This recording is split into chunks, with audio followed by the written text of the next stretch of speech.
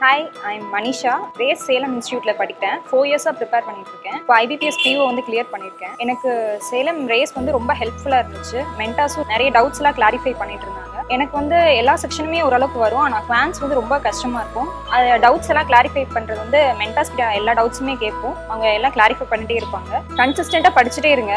Suppose பாயிண்ட்ல clear பண்ணலனாலும் இன்னும் கன்சிஸ்டண்டா படிச்சுட்டே இருந்தீங்கன்னா ஈஸியா கிராக் பண்ணிடலாம். எனக்கு சிஏ வந்து கொஞ்சம் கன்ஃபியூஸ்டாக இருக்கும். ஸோ அதனால் நான் நோட்ஸ் எடுத்து நிறைய படிப்பேன். ரேஸில் நிறையா மெட்டீரியல்ஸ் ப்ரொவைட் பண்ணுவாங்க. அதுவும் எங்களுக்கு ரொம்ப யூஸ்ஃபுல்லாக இருக்கும் படிக்கிறது.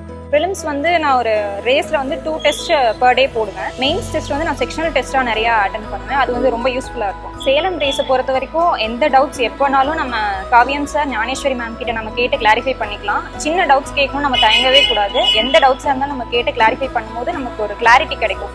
ஸோ அது மூலியமாக நம்ம டிஃப்ரெண்ட் டிஃபிகல்ட் கொஷின்ஸ் வந்தாலும் நம்ம கிராக் பண்ணிக்கலாம்.